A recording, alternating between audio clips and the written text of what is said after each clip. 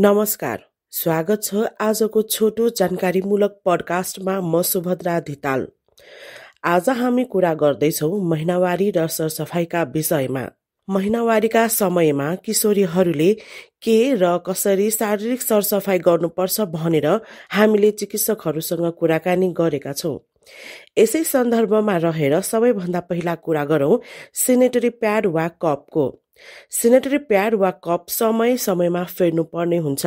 Pad 4 देखि 6 घण्टामा र मेन्स्ट्रुअल कप 8 देखि 12 घण्टामा सफा गरेर फेरि प्रयोग गर्न सकिने चिकित्सकहरू बताउँछन्।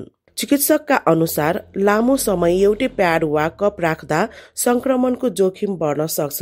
दोस्रो, यौनाङ्ग क्षेत्र सफा राख्ने। दैनिक मनतातो पानीले बाहिरी भाग सफा गर्नु पर्दछ। सुगन्धयुक्त साबुन वा वाइप्स भने प्रयोग गर्नु हुँदैन। यसले प्राकृतिक ब्यालेन्स बिगार्न सक्छ। तेस्रो, कटनको सफा अन्डरवेयर लगाउन पनि सकिन्छ। भिजेको वा फोहोर अन्डरवेयरले चिलाउने र संक्रमण ल्याउन सक्छ। त्यसैले दिनमा कम्तीमा पनि एक पटक बदल्नु राम्रो मानिन्छ। चौथो, हात सफा राख्नु। प्याड बदल्नु अघि र पछि साबुन पानीले हात धुनु अत्यन्त आवश्यक हुन्छ। पाँचौं भनेको फोहोर व्यवस्थापन हो। प्रयोग गरिएका प्याडलाई राम्रोसँग बेरेर डस्टबिनमा फाल्नु पर्दछ।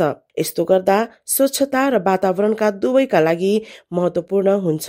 र अन्त्यमा महिनावारीका समयमा नुहाउनाले शरीर सफा र फ्रेस रहन्छ।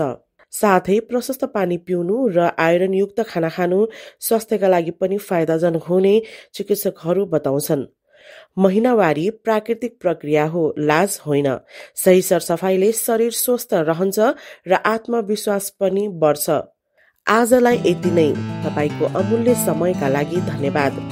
अर्को कार्यक्रममा फरक विषयवस्तु र सम्बन्धित पाहुनासहित हामी आउने नै छौँ। हवस् त, फेरि भेटौँला।